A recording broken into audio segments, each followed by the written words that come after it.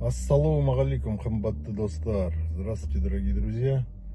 Под моим видео был комментарий о предыдущем видео. Не текущем, а предыдущем. Я даже не знал. Мне написали, как вы относитесь к той истории с недоразумением, которое сейчас происходит в ТикТоке. Насчет публикации видео, где якобы Димаш поет, в общем, на казахском языке, казахша, кетчуп пен нан, то есть с кетчупом хлеб. Это кое-кому так слышится, и вот они, такая идея у них появилась, и они выложили, и с успехом набирает просмотры. Я не помню, там два таких, по-моему, ролика, 50 тысяч или 60 тысяч. Ну, в общем, конечно же, большинство комментариев это осуждение, это критика в их адрес. Ну, первым делом, это же, конечно, это просто люди, не люди, это, скорее всего, знаете, я тоже почитал там комментарии, ну, и я тоже сразу так понял, что это, наверное, все-таки школьного возраста, ученики, школьники, да, вот такое выложили, чтобы посмотреть, просто чтобы посмотрели, и они тем самым посмеялись и набрали просмотры.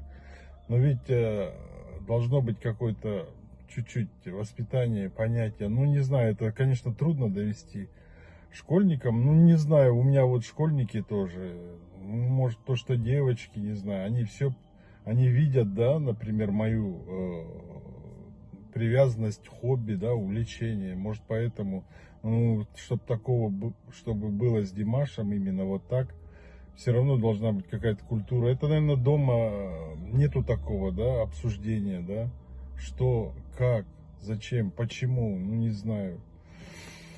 Поэтому вот происходят такие вещи. Первым делом, они показали себя на весь мир неучами, я не знаю, необразованными, непутевыми, недотепами, невеждами, как еще сказать это слово. Я вот написал комментарий, ну, қазақша жаздым енді, бұл видеоны жойып тастаңдар, өздеріңді надан көрсетпей әлемге. Я написал комментарий, удалите это видео, не показывайте себя на весь мир неучами, необразованными. Вот, не знаю, дойдет до них, нет, там в основном большинство комментариев возмущения. Вот я, наверное, не записал бы это видео. Мне всегда говорят, не надо, не такие темы, не поднимайте. Ну, зачем, типа, это. В итоге Димаш сам пост опубликовал вчера в Инстаграме. И вот давайте я зачитаю, чтобы не придумывать. Привет всем! Сегодня узнал, что в социальных сетях мои земляки активно обсуждают мое произведение «История одного неба». Говорят, если над тобой шутят, значит ты жив и интересен.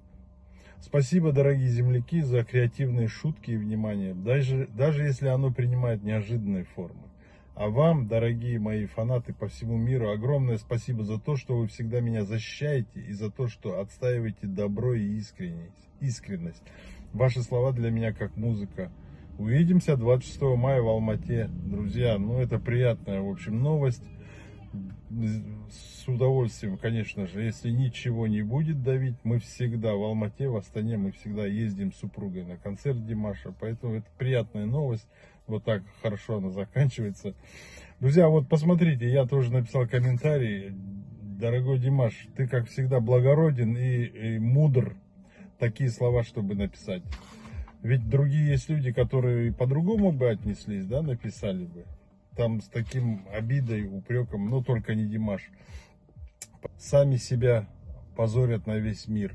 Они не понимают, что Димаш, да вы, я не знаю, ногтя Димаша не стоите. С вами должны родители провести разъяснительную беседу. Димаш поднял нас, нашу страну, Казахстан, на весь мир. Уже узнали, я не знаю, в каждом уголке мира, везде есть фанаты, Дирс, по всему миру. И что вы сделали вот для своей страны? Вот, пожалуйста, Димаш как поднял страну, а вы его опускаете наоборот. Вообще, это вы первым делом вы опозорили себя, по большому счету. Я больше ничего не могу сказать. Поэтому лучше удалите видео и не позорьтесь, не слушайте, получайте столько хейта. Мой вам совет. Вы хоть задумывались названием, на то, что поет Димаш? Мы выбираем жизнь. Вы смысл хоть, блин, вникали в смысл, прежде чем вот это пихать туда с кетчупом хлеб? Друзья, ну, конечно же, блин, можно любые слова. Ну вот человеку послушался такой, наверное, фраза, и вот он ее туда применил. Ну, понятно, ради смеха, ради шутки. Ну, не знаю, давайте тоже, как Димаш написал, примем это благородно и мудро. То есть, пусть эта шутка будет на их совести, конечно же. Ну, я, знаете, вспоминаю вот эти песни КВН, вспомните КВН, да, вот какие на хиты выбрасывают текст основной и запихивают свой, да, юмористический. Ну, вот такая же фишка получилась здесь. Вот у меня на ум приходит Фредди Меркьюри, помните, это его хит, так, I want to break free, помните, да?